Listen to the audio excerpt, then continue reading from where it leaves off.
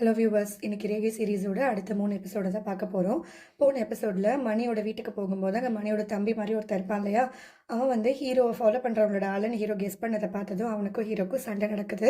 இந்த சண்டை சத்தத்தை கீழே கேட்கும்போது அந்த கீழே இருக்கா இல்லையா மணி ஒய்ஃப் மாதிரி ஒரு லேடி, அவளும் ஹீரோயின் அட்டாக் பண்ணுறா. 2 பேருக்கும் சண்டை நடக்கும்போது அவங்க வீட்டில் மட்டும் இருக்கிற ஃபோட்டோ ஒன்று சந்தியாக பார்க்குறாங்க.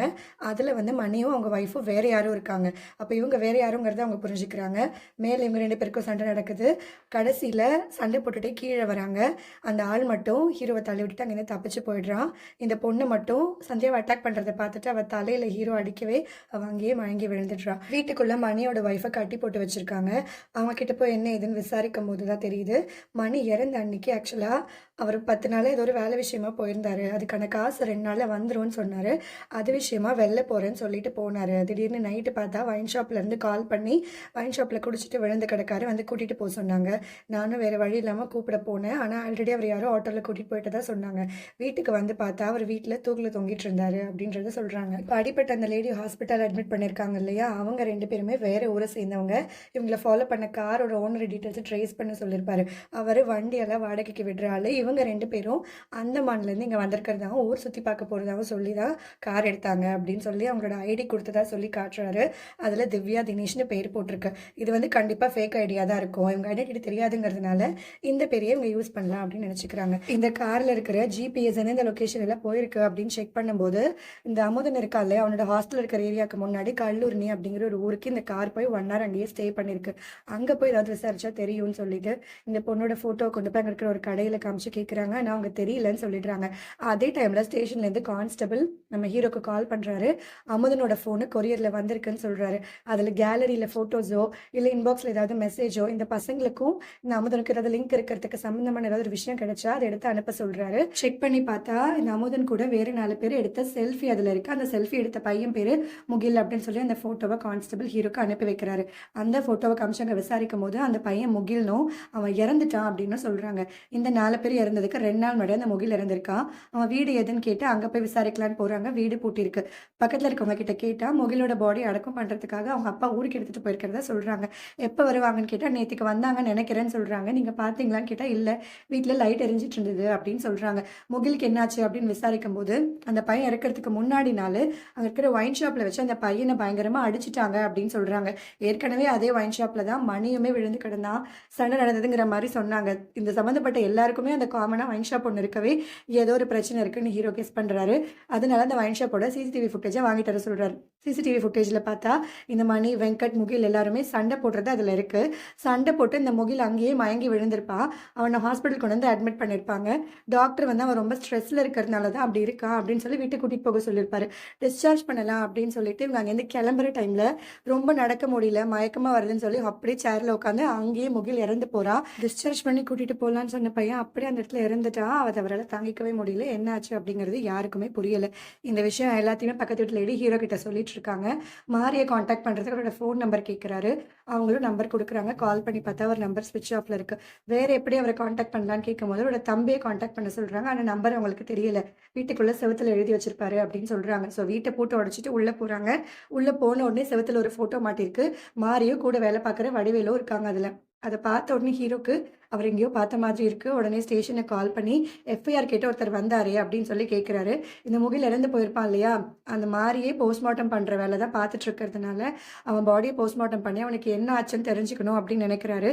அதனால எஃப்ஐஆர் காப்பி இருந்தால் தான் பாடியை போஸ்ட்மார்ட்டம் பண்ண முடியும்னு கேட்கறதுக்காக ஸ்டேஷன் போயிருப்பாரு. போஸ்ட்மார்ட்டம் காப்பிக்காக எஃப்ஐஆர்லாம் கொடுக்க மாட்டாங்க, ப்ராப்பரான ப்ரொசீஜர் இருக்கணும் அப்படின்னு சொல்லிட்டு அவங்க கொடுக்க மாட்டேன்னு சொல்லிடுவாங்க. அப்போ அமுதன் தான் எஃப்ஐஆர் வாங்குறதுக்கு ஹெல்ப் பண்ணுவான். இந்த விஷயம் எல்லாத்தையுமே அந்த கான்ஸ்டபிள் ஹீரோ கிட்ட சொன்னதும் ஹீரோ ரெசிஸ்டன்ட் கிட்ட ஜாட காமிச்சு உள்ளே போய் செக் பண்ண சொல்கிறாரு. செக் பண்ணி பார்த்தா ஹீரோ கிட்ட தப்பிச்சு போனாலே அந்த தினேஷ் அவன் கழுத்து அறுப்பட்டு அந்த வீட்டில் இறந்து கிடக்கான். உடனே அந்த ஏரியாவை சுற்றி இருக்கிற சிசிடிவி எல்லாத்தையுமே செக் பண்ண சொல்லிட்டு ஃபாரன்சிக் டீம் அங்கே வர சொல்கிறாரு. வந்து செக் பண்ணவங்க இவர் கொலை பண்ண ஆள் வந்து ஒரு 5.7 feet ஹைட் இருப்பான். ஒரு ஃபிங்கர் பிரிண்ட் கூட கிடைக்காத மாதிரி ஸ்பிரிட் போட்டு எல்லாத்தையுமே க்ளீன் பண்ணியிருக்கான். அது மட்டும் இல்லாமல் இவன் கழுத்தை கட் பண்ண யூஸ் பண்ணது ஒரு சர்ஜிக்கல் நைஃப் அப்படின்னு சொல்கிறாங்க. ஸோ ஃபிங்கர் பிரிண்ட் கிடைக்காததுக்கு ஸ்பிரிட்டை யூஸ் பண்ணணுன்ற ப்ரொசீஜர்லாம் தெரிஞ்ச ஒரு ஆள் தான் இதை பண்ணியிருக்கான்னு சொல்லி கெஸ் பண்ணுறாங்க. சிசிடிவி ஃபுட்டேஜ போய் செக் பண்ணா, இவங்க வீட்டுக்கு வர சைடுல ஒரே ஒரு ஃபுட்டேஜ் தான் கிடைச்சிருக்கு. அதுல மாரியோ இல்ல வேற யாருமே இங்க வந்த மாதிரியே இல்ல அப்படின்னு சொல்றாங்க. இப்ப இந்த பாடிய ஹாஸ்பிட்டலுக்கு அனுப்ப சொல்லிட்டு அந்த மார்ச்சரி கொண்டு போறாங்க இல்லையா? அந்த சிசிடிவி ஃபுட்டேஜுமே ஹீரோ எடுக்க சொல்றாரு.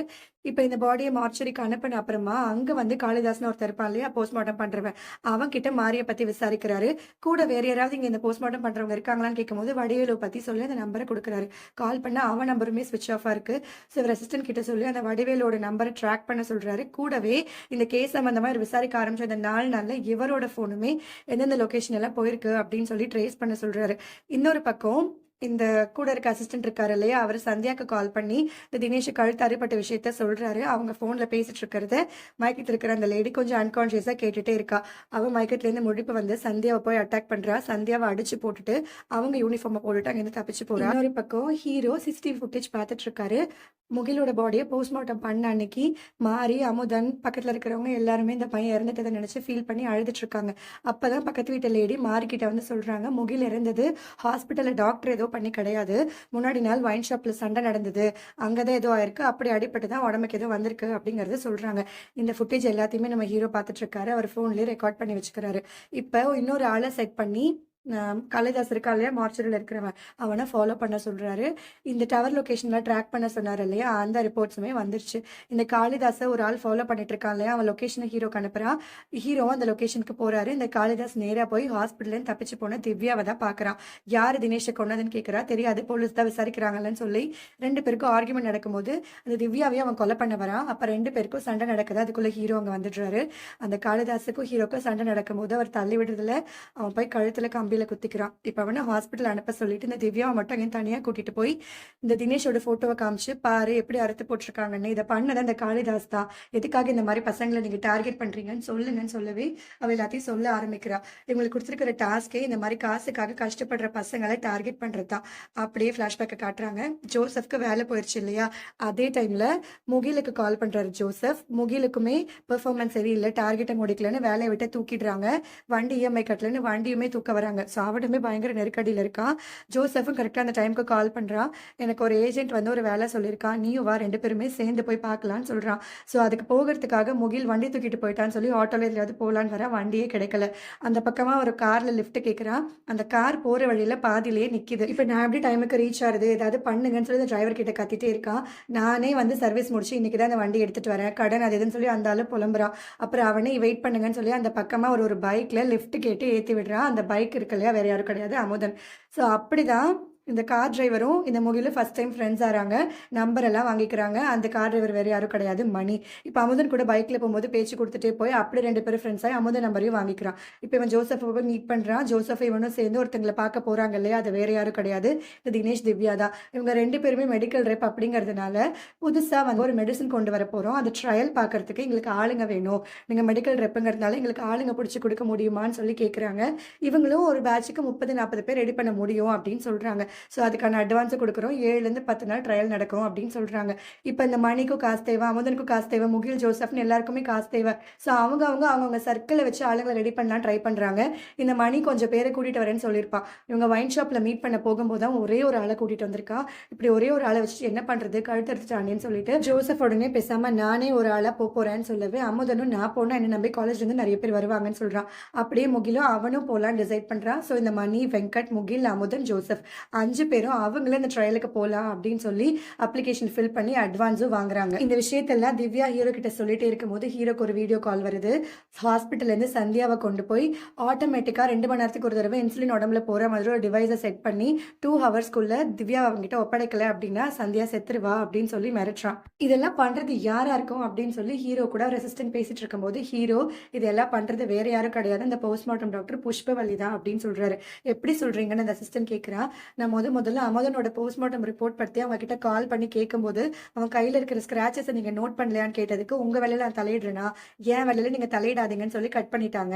எதுக்காக அவங்க அதை அவாய்ட் பண்ணணும், அப்பத்துலேருந்து எனக்கு அவங்க மேலே ஒரு டவுட்டு அப்படின்னு சொல்கிறான். இப்போ வீடியோ காலில் இந்த பொண்ணை கொலை பண்ண சொன்னா இல்லையா, அதனால இவ்வளோ தூக்கில் தொங்க விடலாம் அப்படின்னு சொல்லி பிளான் பண்ணுறாங்க. அந்த டைமில் தான் முகிலோட ஊருக்கு ஒரு ஆள போய் செக் பண்ண சொல்லி ஹீரோ அனுப்பியிருப்பாரு. அவங்க கிட்ட இருந்து கால் வருது. முகிலோட அப்பா மாறி முகில் பாடிய ஊருக்கு கொண்டே வரலன்னு. ஸோ அவள கொலை பண்ண வேண்டாம் அப்படின்னு சொல்லிட்டு இவள வச்சு தான் அந்த டாக்டர ட்ராப் பண்ணும் அப்படின்னு நினைக்கிறாரு. ஏன்னா மாறி ஒரு போஸ்ட்மார்ட்டம் பண்றவன். அவன் பையனோட பாடி ஒரு எவிடன்ஸ்ன்னு தெரிஞ்சதுனால கண்டிப்பா அத ஊருக்கு கொண்டு போகாம இங்கேயே தான் எங்கேயோ பிரிசர்வ் பண்ணியிருக்கான். அது எங்கன்னு கண்டுபிடிக்கணும். இவள ஸ்டேஷனுக்கு கூட்டிட்டு போ அப்படின்னு சொல்லிட்டு ஹீரோ மார்ச்சுரியில போய் தேடலாம் அப்படின்னு பிளான் பண்றாரு. உண்மையிலே நடந்திருக்கும் அப்படின்னா இவங்க எல்லாருமே ட்ரையலுக்காக போயிருப்பாங்க. முகிலுக்கு மட்டும் அந்த டோசேஜ் ஒத்துக்காம அவனுக்கு நிறைய சிம்டம்ஸ் காட்ட ஆரம்பிச்சிருக்கும். இந்த சைடு எஃபெக்ட்ஸ் எல்லாம் வர்றத பார்த்துட்டு அந்த திவ்யா கிட்ட போய் நீங்க என்ன மாதிரி ட்ரக்ஸ் எங்களுக்கு கொடுக்குறீங்க, ட்ரையல்னு தானே சொன்னீங்க, எதுக்காக எல்லாருக்கும் ரொட்டீன் டெஸ்ட் எல்லாம் எடுக்கிறீங்கன்னு சொல்லி கேட்கிறான். அவ இவங்க கிட்ட ஏதோ சொல்லி சமாளிக்கிறா. இவங்க ட்ரையல் முடிஞ்சு அங்க இருந்து கிளம்பிடுறாங்க. ஆனாலும் இவங்களை வாட்ச் பண்ண சொல்லி அவ ஆள வைக்கிறா. இந்த முகில் இவங்களுக்கே தெரியாம அவங்க யூஸ் பண்ண ட்ரக்ஸ் எல்லாத்தையுமே போட்டோ வீடியோலாம் எடுத்துட்டு சாம்பிளும் எடுத்துட்டு போயிருப்பான். அந்த வீடியோவை திவ்யாக்கு அனுப்பி எங்களுக்கு 10 லட்சம் பணம் வேணும்னு மிரட்டுவான். ஒருவேளை எங்களுக்கு ஏதாவது ஆயிடுச்சு அப்படின்னா இந்த ட்ரக்ஸ்னால எங்களுக்கு மெடிக்கல் செலவுக்காவது காசு வேண்டாமா, எங்க ஃபேமிலி என்ன பண்ணுவாங்க அப்படின்னு சொன்னதும் இவன் மிரட்டுறது மனசுல வச்சுக்கிட்டு தான் இவங்க எல்லாரையுமே தீர்த்து கட்டணும்னு அவங்க பிளான் பண்ணிருப்பாங்க. இவங்க எல்லாரும் கொண்டு அப்புறமா முகில் பாடியை போஸ்ட்மார்ட்டம் கொண்டு போகும்போது இந்த ட்ரக்ஸ்னால தான் அவன் இறந்தாங்கிற விஷயம் தெரிஞ்சிரும் அப்படிங்கிறதுனால அந்த மார்ச்சரி டாக்டரை மீட் பண்ணி டீல் பேசுறதுக்காக போவாங்க. அவ ஸ்டார்டிங்ல இருந்து ரொம்ப நேர்மையான ஆள் மாதிரி தானே இருக்கும். ஆனா இவங்க கிட்ட மட்டும் லோக்கல் ஆளுங்க கிட்ட எல்லாம் நான் டீல் பேச மாட்டேன், அவங்களுக்கு கொடுக்கறதுக்கு வசதி இருக்காது. ஆனா ஃபாரின் பார்ட்டியா இருந்தா மட்டும் நான் டீல் பேச ஓகேன்னு சொல்றா. ஸோ ஒரு பாடிக்கு 2 கோடின்னு இவங்க 5 பேருக்கும் சேர்த்து 8 கோடி டீல் பேசுறா. அவங்களும் ஒத்துக்கிறாங்க. அப்படிதான் இந்த போஸ்ட்மார்ட்டம்ல இவங்க யாருமே இந்த ட்ரக்ஸ் யூஸ் பண்ண விஷயத்த அவ ரிப்போர்ட்ல சொல்லாம இருந்திருப்பா. இதுக்கு பின்னாடி இவ இருக்கான்ற டவுட் ஹீரோக்கு வந்ததுனாலதான் இப்ப நேரா மார்ச்சரிக்கு வராரு இல்லையா தேடுறதுக்கு, அங்க ஸ்டோர் ரூம்ல மட்டும் பூட்டு போட்டிருக்கும். ஆனா கரண்ட் சப்ளை இருக்கும். வேஸ்டான ரூமுக்கு எது கரண்ட் சப்ளை போகுதுன்னு டவுட் அந்த ரூம் உடைச்சு உள்ள போய் பாக்குறாரு.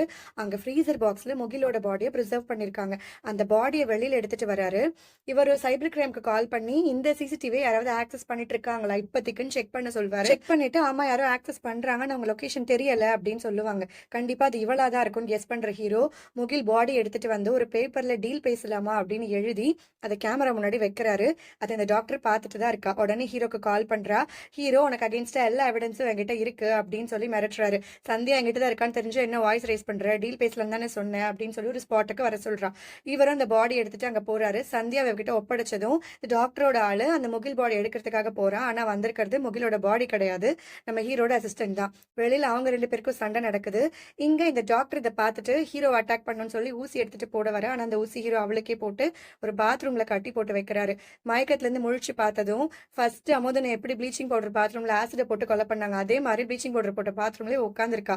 என்ன நடக்க போகுது அப்படிங்கிறது இவளுக்கு புரியுது. எனக்கு கொன்னா மாதிரியே ஆசிட் பாட்டில போட்டு அதுல மூச்சு நிரல் அங்க பக்கெட்ல தண்ணியும் வச்சிருக்காரு. இவ மயக்கத்துல போய் அதுல விழுந்து அதே மாதிரியே தரையெல்லாம் ஸ்கிராச் பண்ணி இறந்து போறா. இப்ப இது எல்லாத்தையுமே கடைசியா ரிப்போர்ட் பண்ணுவாரு இல்லையா கமிஷனர் கிட்ட. அப்ப கமிஷனர் கேட்கிறாரு இதுக்கு எல்லாம் ஃபைண்டிங்ஸ் என்ன முடிவுல அப்படின்னு. அந்த ஐஸ் வண்டியை ஓட்டிட்டு போனது மார்ச்சரியோட இன்னொரு ஆளு வடிவேலு. அவன் வெட்டப்பட்டு கொண்டு வந்த கை வேற யாரும் கிடையாது மாறின்னு சொல்றாரு. எப்படி அவ்வளவு கான்பிடென்டா சொல்ற அப்படின்னு கேட்கும்போது முகிலோட போஸ்ட்மார்ட்டம்காக இங்க வந்த மாறி இவங்களோட ஆக்டிவிட்டிஸ் எல்லாம் பார்த்து சஸ்பிஷியஸா இருக்குன்னு கெஸ் பண்ணிருக்கான். அடுத்தடுத்து அவன் பையனோட ஃப்ரெண்ட்ஸோட எல்லா பாடியுமே பார்க்கும்போது இதுக்கு பின்னாடி ஏதோ ஒன்று இருக்கு அப்படிங்கறத புரிஞ்சுக்கிட்டு அந்த எல்லாரோட ஃபிங்கர் பிரிண்ட்ஸ்க்கு பதிலும் மாறி தன்னோட ஃபிங்கர் பிரிண்ட்ஸை வச்சிருக்கா. இத்தனை பேருக்கு ஒரே ஃபிங்கர் பிரிண்ட்ன்ற டவுட் எல்லாம் என்னைக்காவது ஒரு நாள் இந்த கேஸை யாராவது எடுத்து விசாரிப்பாங்க, அப்போ உண்மை வெளில வருங்கிறதுக்காக தன்னுயிரியே பணையம் வச்சு இதை பண்ணிருக்கா. மாறிக்கு டவுட் வந்துருச்சுன்னு புரிஞ்சுக்கிட்டு அந்த டாக்டரும் அந்த மார்ச்சரி ஆளுங்களும் சேர்ந்து மாரியை கொலை பண்ணி துண்டு துண்டமா வெட்டி டிஸ்போஸ் பண்ண ட்ரை பண்ணிருக்காங்க அப்படின்னு சொல்றான். ஐஸ் வண்டியில வந்தது வடிவேலுன்னு உனக்கு எப்படி தெரியும், நீ பாத்தியான்னு கேட்கிறாரு. இல்ல இந்த 4 நாள் என்னோட டவர் லொகேஷனை ட்ரேஸ் பண்ண சொன்னேன். பர்டிகுலரா செயின் ஸ்நாச்சிங் கேஸை விசாரிக்க போன அன்னைக்கு என்னோட டவர் லொகேஷன் கூட இருந்தது வடிவேலோட டவர் லொகேஷன் தான். அதை வச்சுதான் அது அவன் தான் அப்படின்னு நான் சொல்றேன் அப்படின்னு சொல்றாரு. சரி ஓகே எல்லா ரிப்போர்ட்டையும் நீங்க ஃபைல் பண்ணிடுங்கன்னு சொல்றாங்க. கடைசியா இந்த வெட்டப்பட்ட கையை மார்ச்சரியோட பயோமெட்ரிக் லாக்ல கொண்டு போய் வைக்கிறாங்க. அது மாரியோட பேர் தான் வருது. ஸோ அந்த வெட்டப்பட்ட கை வேற யாரும் கிடையாது மாரி தான் சொல்லி இந்த கேஸை க்ளோஸ் பண்றாங்க. இப்போ போலீஸ்ல திவ்யாவும் அந்த மார்ச்சரியால் காளிதாசும் மாட்டினாங்க இல்லையா, அவங்க எல்லாம் உண்மையை சொல்லிட்டாங்க. நியூஸ்ல எல்லாம் வந்துட்டு இருக்கு. அதை ஹீரோ பார்த்துட்டு இருக்காரு. அப்ப அவருக்கு ஒரு கால் வருது. அந்த பொண்ணு உண்மையெல்லாம் சொல்லிட்டா, அவ்வளவுதான் எல்லாம் முடிஞ்சது நினைச்சிட்டு இருக்காது, நான் ஊருக்கு வந்துட்டு தான் இருக்கேன், இது இன்னும் முடியலன்னு ஒரு ஆள் சொல்றான். அப்படியா நான் உனக்காக வெயிட் பண்ணிட்டே இருக்கேன்னு சொல்லி ஹீரோ போறாரு. இதோட இந்த சீரீஸும் முடியுது. இந்த சீரீஸ் உங்களுக்கு பிடிச்சிருந்தது அப்படின்னா மறக்காம லைக் பண்ணி உங்க ஃப்ரெண்ட்ஸ் அண்ட் ஃபேமிலிக்கு ஷேர் பண்ணுங்க. இன்னொரு நல்ல வீடியோல உங்களை மறுபடியும் மீட் பண்றேன். தேங்க்யூ.